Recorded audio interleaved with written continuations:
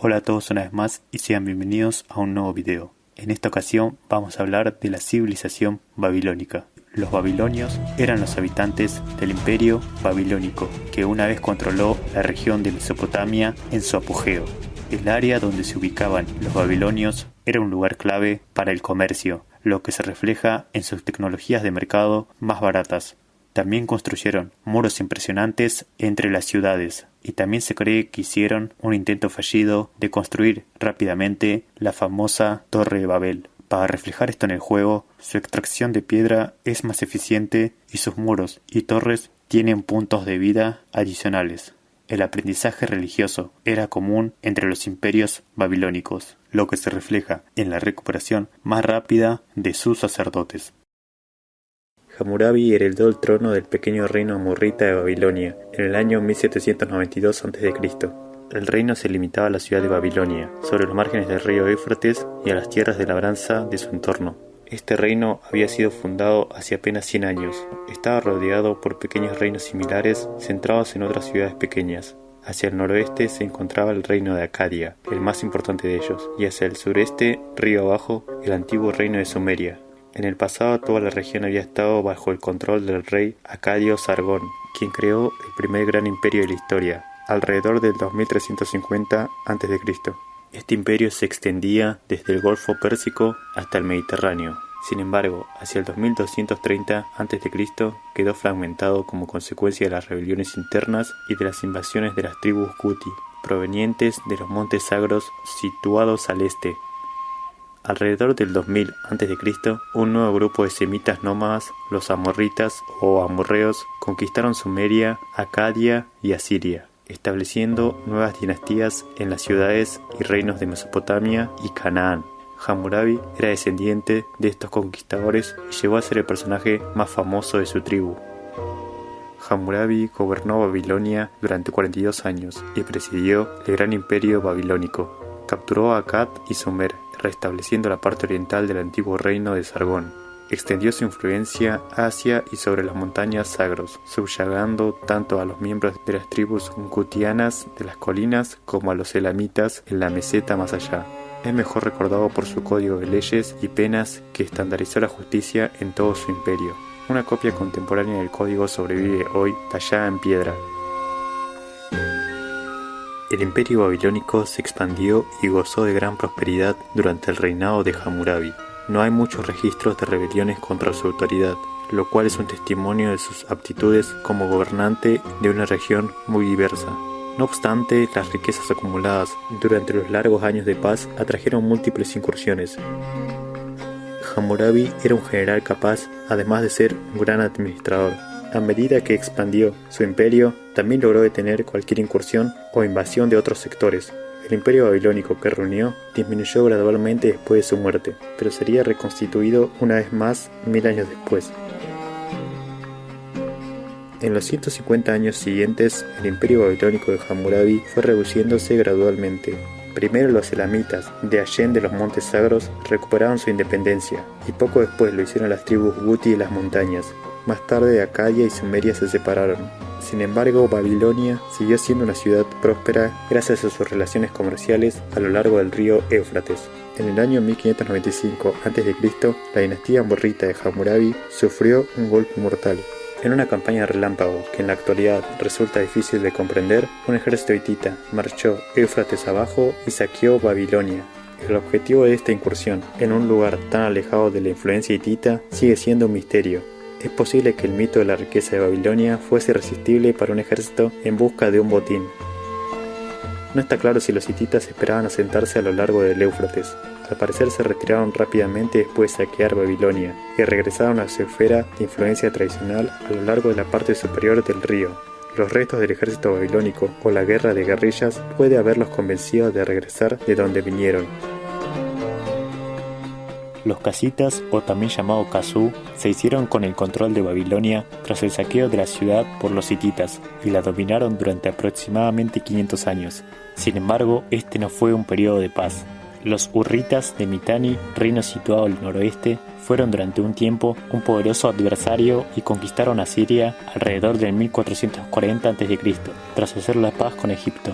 A su vez, los de Mitanni fueron conquistados por los hititas aproximadamente en el año 1370 a.C. Sin embargo, los hititas no se aventuraron más al sur. Entre los años 1363 y el 1000 a.C.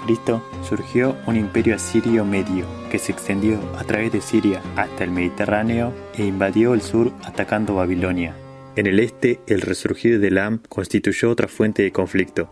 En la mitad de estos 5 siglos, el Mediterráneo oriental fue asolado por una invasión bárbara que destruyó a los hititas, los micenos, los monoicos y a los cananeos. Aproximadamente en el año 1150 a.C., los asirios y elamitas iniciaron serios intentos de tomar Babilonia. El reinado de Nabucodonosor I fue un segundo pico en la historia de Babilonia, aunque no se logró establecer un gran imperio. La gente se enorgullecía de expulsar a los considerados algo extranjeros casitas y de contener los ataques de Asiria y Elam. El reinado de Nabucodonosor I no transcurrió sin agitación.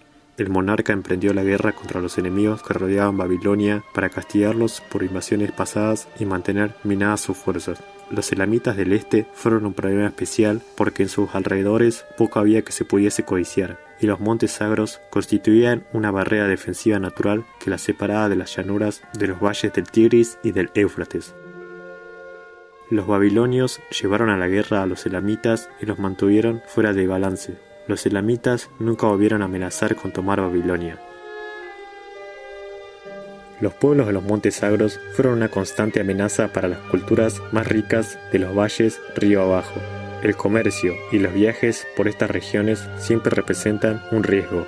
La zona no consiguió ser pacificada hasta mucho después, cuando los medos y persas se hicieron con el control de la misma. Babilonia mantuvo su prestigio e independencia bajo el reinado de Nabucodonosor I y durante aproximadamente 400 años después. La ciudad fue saqueada en el año 689 a.C. por Sennacherib de Asiria y nuevamente amenazada en el año 648 a.C. Después del 730 a.C., los caldeos, nuevos dominadores de la antigua Sumeria en el sur y tradicionales enemigos de los asirios, comenzaron a hostilizar a Babilonia. Durante los 80 años siguientes, los caldeos gobernaron Babilonia en varias ocasiones, y en el año 689 a.C., los asirios saquearon la ciudad. En el 648 a.C., los asirios lanzaron un nuevo ataque tras lo que consideraron como una rebelión contra su dominio. Babilonia cayó ante los asirios en el 648 a.C., pero se recuperó durante las siguientes décadas para volver a ser una potencia. Los caldeos tomaron el control de Babilonia en el 626 a.C., estableciendo la dinastía caldea, también conocida como el Nuevo Imperio Babilónico. Mientras Babilonia revivía bajo el dominio caldeo de finales del siglo VII a.C., el poder de Asiria comenzó a menguar. El estado de guerra continuo se había cobrado un alto precio en su población. Los estados vasallos de su imperio sufrían bajo el opresivo y brutal dominio de Nínive.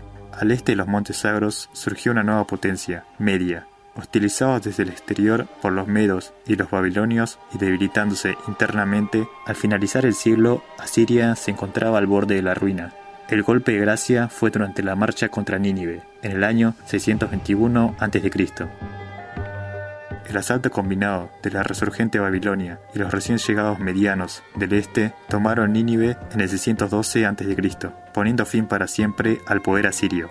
En unas pocas décadas, los poderosos asirios pasaron de capturar Babilonia en el 648 a.C. y Susa en el 639 a.C. a dejar de existir como imperio.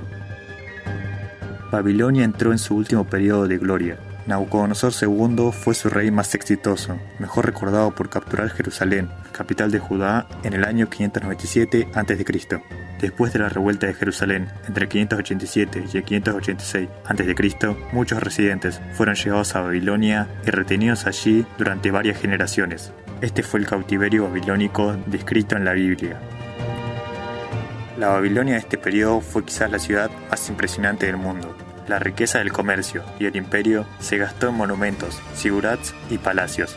Los muros gigantes y la puerta de Ishtar fueron descritos en detalle por Heródoto y catalogados como una maravilla del mundo.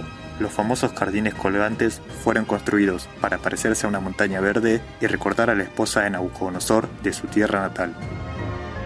El último imperio babilónico duró hasta el 539 a.C. Durante ese año, el pueblo de Babilonia entregó su ciudad al gran rey persa Ciro. Se habían cansado de los gobernantes incompetentes y estaban dispuestos a aceptar al sabio y poderoso rey persa. Y bueno, esa fue la historia de los babilonios. Espero que te haya gustado mucho. Si es así, no olvides dejar tu me gusta. Muchas gracias por quedarte hasta el final y nos vemos próximamente en otra historia más que contar. Chau.